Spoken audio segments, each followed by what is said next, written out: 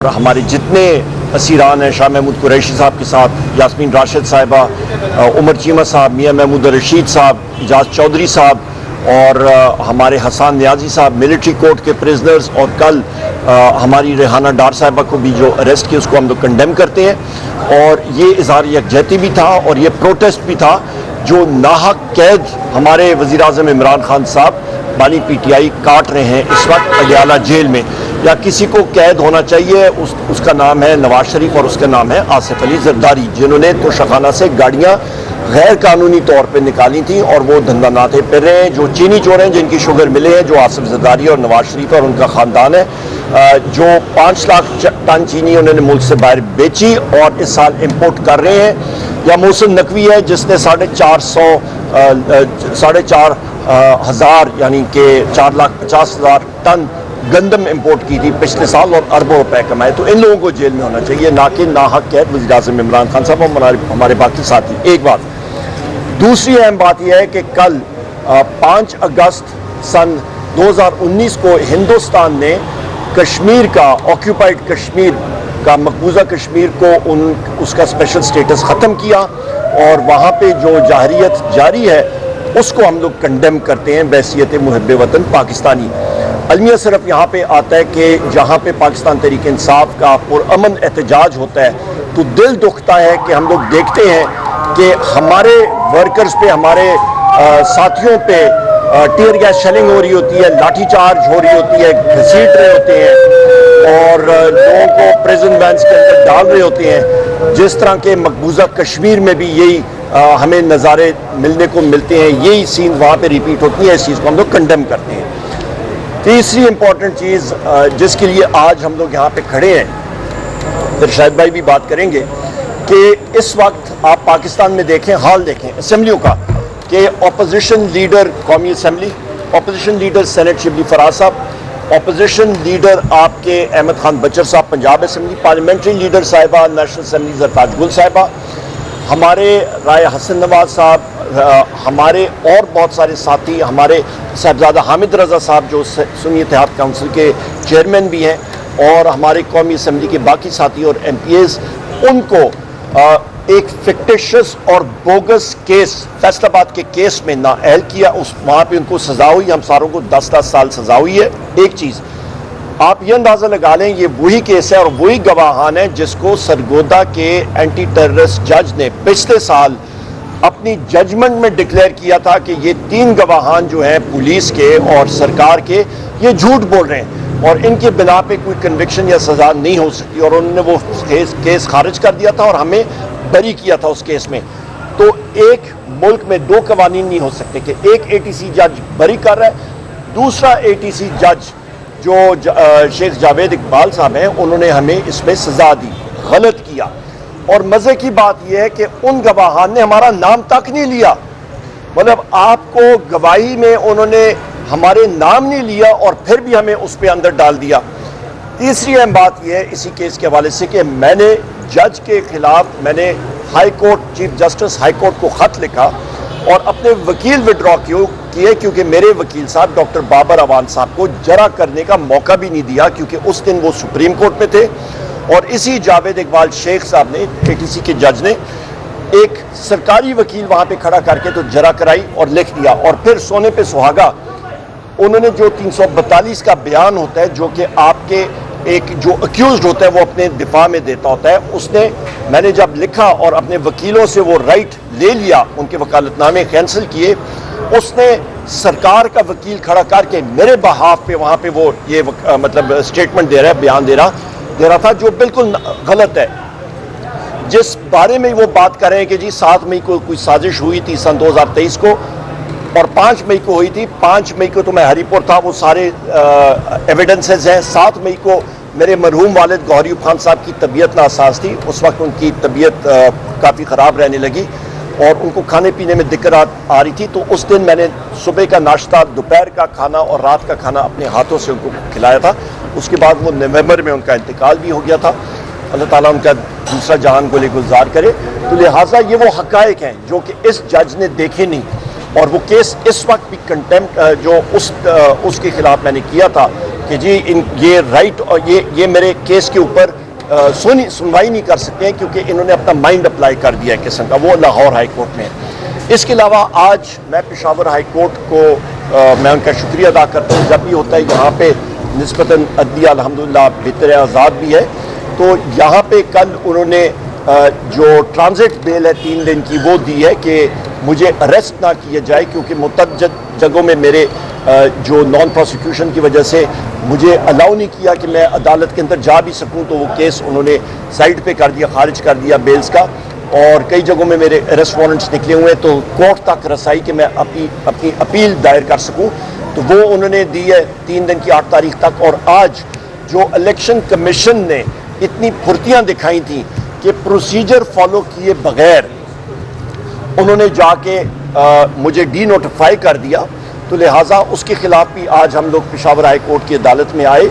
और जो अब्दुल लतीफ़ चित्राली साहब का ऑर्डर था वही मेरे केस पे उन्होंने ऑर्डर, और शिबली फराज साहब के ऑर्डर में मतलब उनके लिए ऑर्डर किया। और उन्होंने कहा कि जो ये इलेक्शन प्रोसेस है उसको उन्होंने एक किस्म का स्टे कर दिया जब तक ये इसकी समाअत जो है वो मुकम्मल नहीं होती। तो ये वो हकायक है। यहाँ पे पाकिस्तान में लोग कहते हैं जी सरमायाकारी आए, कैसे सरमायाकारी आएगी, कहाँ से आएगी, जब आप पाकिस्तान की सबसे बड़ी जुमात पाकिस्तान तहरीक इंसाफ 180 सीटों से उसको आप कम करके 92 पे लाती हैं, फिर डंडा चलाते हैं, उसको नीचे लाते हैं, फिर leader of the opposition, national assembly, senate, Punjab assembly, आपकी पार्लियामेंट्री लीडरशिप, MNAs, MPAs को आप एक जुम्बश कलम से आप उनको उड़ा देते हैं, झूठी गवाहियाँ डाल के। और ख़ुद अदालत इसको मानती है, एक अदालत मानती है कि जी ये सब झूठे हैं, तो दूसरी अदालत कैसे मान सकती है कि ये सच्चे हैं। और दूसरी अहम बात यह है कि जब अदालत कहती है कि चंद लोगों को जिनको बरी किया कि जी इस पे इन्हीं गवाहों ने गलत गवाही दी, तो वो रीजनेबल डाउट तो क्रिएट हो गया। और वो जज जावेद इकबाल शेख साहब जो हैं वो उन्होंने अपने ऑर्डर में ये लिखा है, ये मैं नहीं कह रहा या शायद खटक साहब नहीं कह रहे, उन्होंने अपने ऑर्डर में लिखा है कि क्योंकि ये लोग अभी तहरीक इंसाफ में नहीं है तो ये बरी हो गए, और ये लोग जो हैं ये तहरीक इंसाफ में हैं तो ये मुलजम ठहराए गए। मतलब ये कहाँ का इंसाफ है। मैं मानूँ और मैं ना मानूँ, अदालत ने एंटी टेररिस्ट कोर्ट फैसलाबाद ने अपना सही काम नहीं किया और हम लोग इसको अपील करेंगे। और मैं ये भी कहता चलूँ कि ये जज साहिबान जो इस तरह कर रहे हैं उनको एक चीज़ ज़रूर याद करनी चाहिए, ताहयात किसी ने नहीं रहना। एक दिन उनकी चारपाई, उनकी मैयत उठा रहे होंगे उनके लवाइकीन, और उनके जो दिलों में उनके लवाइकीन की, उनके लिए जो उनके अजीज़ इस दुनिया से चले गए होंगे, जो जज साहिबान हैं आज और गलत फैसले कर रहे हैं, उनके दिलों में उनके लिए कोई इज्जत नहीं होगी। वो सोच रहे होंगे कि इस चारपाई पे जो मैयत है इसको हम लोग कब्र में दफना के कितने जल्दी इन पर मिट्टी डाल के तो आगे इनका जो एसेट्स हैं या उनका बंटवारा है जायदादों का वो करें। तो खुदारा अल्लाह का खौफ करें, अपने अगले जहान को ना ख़राब करें, चंद यहाँ पे दुनिया की चमकदार चीज़ों से अल्लाह का खौफ करें। सूरह मायदा की आयत नंबर 8 का मुताला करें।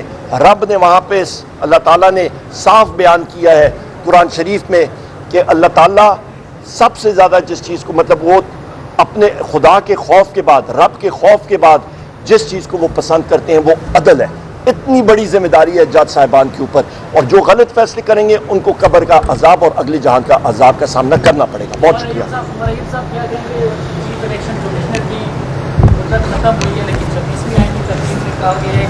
जब तक नया नहीं आएगा तो आप लोगों ने मुशावरत भी की, कोई नाम भी दिए थे, उसकी अपॉइंटमेंट में क्या बना हो सकता है? देखें जी, सबसे बड़ा अच्छा सवाल है आपका। जो इस तरह के सवाल मैं भी पूछता रहा हूँ, और जो मैं तनकीद इस रिजीम पे, इस हाइब्रिड रिजीम पे, और ये कठपुतलियाँ हैं और इनके ऊपर जो इनके पपेट मास्टर्स हैं उनके ऊपर मैं सवालात उठाता रहा हूँ, उनको यही सवालात मेरे और जो मैं डिमांड करता रहा हूँ वो चुपते रहे हैं। आज इसलिए मुझे इन्होंने इन केसेस में मुब्तला किया, पहली बात है। दूसरी बात, आपने चीफ इलेक्शन कमिश्नर और उनके 2 मेंबरान के हवाले से बात की है। बिल्कुल, मैंने स्पीकर को भी ख़त लिखा, और यहाँ पे मैं ये भी कहता चलूँ कि सरदार अयाज सादिक का रोल नहायत मनफी रहा है और अभी भी है, और वो कोई इंडिपेंडेंट स्पीकर के तौर पे नहीं काम कर रहा, वो एक कठपुतली बन के काम कर रहा है। उसको एक ज़माने में बड़े अच्छे हमारे ताल्लुकात होते थे, पर वो ठीक नहीं रहे। क्यों? क्योंकि उसने मेरे कॉलीग्स को, हमारे MNAs को मतलब मुख्तलिफ सिक्योरिटी के इदारे आके कौमी असम्बली के अंदर से उनको उठा के लेके गए हैं। जी, कल भी बंद कल भी दरवाज़ा उन्होंने बंद किया था। MNAs को वहाँ पे उन्होंने पीछे रखा कि वो बाहर ना जा सके। इस चीज़ को हम लोग कंडेम करते हैं। तो उनको मैंने ख़त लिखा था, मैंने कहा आप ये पार्लियामेंट्री कमेटी बनाएं, और नाम भी मैंने 6 दे दिए थे बहसीत लीडर ऑफ द अपोजिशन, और पार्लियामेंट्री हमारी लीडर साहिबा ने भी, कि इसके ऊपर आप पार्लियामेंट्री कमेटी बना के इसको आगे लेके गए। पर उस पर क्योंकि ये हाइब्रिड रिजीम, उनको ये कठपुतलियाँ चाहिए, कॉम्प्रोमाइज़ लोग चाहिए जिनको वो मोम की नाक की तरह मरोड़ सकें, जिस तरह के सिकंदर सुल्तान राजा है और कई और मेम्बरान हैं। तो लिहाजा उनको ये सिस्टम सूट करता है। हमारी जद्दोजहद इसके लिए है। हम लोग चाहते ये हैं कि मुल्क में अदल का निज़ाम हो। ये बताएं कि क्या आप अदालत में पेश होंगे जो आपको रिलीफ मिला है, और दूसरी ये बताएं कि वर्कर्स जो है लीडर से खुश नहीं है, वो कह रहे हैं कि कुछ रहनुमा कॉम्प्रोमाइज़ है, क्योंकि उस शिद्दत से एहतजाज नहीं किया जा रहा जो होना चाहिए था। तो आप क्या कहेंगे? काका खिल साहब, देखिए, सबसे पहली बात यह है कि लोगों का खुश या होना या ना होना वो तो एक दूसरी बात है। वो एक आदमी की और गधे की मिसाल देता हूँ कि एक गांव से गुजरा तो गधे के ऊपर बैठा था, दूसरे गांव लोगों ने कहा कितना जालिम है, कितनी गर्मी है, दूसरी जगह गया तो नीचे उतरा हुआ था। लोग तनकीद करते रहते हैं। जहाँ पे कॉम्प्रोमाइज़ या ये है, उसका तयन सिर्फ हमारा पार्टी का चेयरमैन और मेरा वज़ीर आज़म इमरान खान साहब कर सकता है, नंबर 2। नंबर 3 जो इशू है, अभी हमने जो कुर्बानियाँ दी हैं, आप देख लें, हमारे कारोबार बंद, केसेस की बुछाड़। मैंने जो दफ़े मुझ पे लगे हैं अभी तक, मैं आपको वो गिन के, मैं उन्हें उस दिन एक दफ़ा अपना गिना, 788 दफ़े मुझ पे लगे हैं आपके फौजदारी के। 788 मुख्तलिफ FIRों में आप उस पर 8 आपके 302 कत्ल के हैं, आपके मोटरसाइकिल चोरी के हैं। 8 मोटरसाइकिल मैंने फैसलाबाद से, उन्होंने कहा है कि इसने चोरी की है। टैक्सिला में उन्होंने कहा जी कि ट्रक का शीशा तोड़ के, ट्रक मैंने चोरी नहीं किया, उसके अंदर बिस्किट जो पड़े थे वो मुझ पर उन्होंने डाल दिए कि मैंने ट्रक के अंदर से बिस्किट चोरी की हैं। उसकी भी बेल यहाँ से मैंने पेशावर हाई कोर्ट, किसी हाई कोर्ट से कराई है। ये शायद खटक साहब है, इनके ऊपर 26 नवंबर की FIRs हैं। तो हम लोगों के ऊपर जितना आप सोच सकते हैं, यही अलमिया है कि आप देखें कि इकोनॉमिस्ट जो जरीदा है, जिसको सारे बिजनेसमैन पढ़ते हैं और इंटेलेक्चुअल्स पढ़ते हैं, उसने पाकिस्तान में रूल ऑफ लॉ में, ट्रांसपेरेंसी में और गवर्नेंस में और डेमोक्रेसी में हमें बिल्कुल बॉटम मतलब मार्क्स दिए हैं, फेलिंग मार्क्स दिए हैं। तो जब वो चीज़ें ये इन्वेस्टर्स और लोग देखते हैं, वो कौन आके पाकिस्तान में इन्वेस्ट करेगा? साहब, कल जो PTI का एहतजाज था, वो हुकूमत से लोग पहले भी नाराज था, जिस तरह गुजरात ने तो एहतजाज खत्म किया, उत्तर कानून ने एहतजाज भी किया है, क्या कहेंगे उस हवाले से?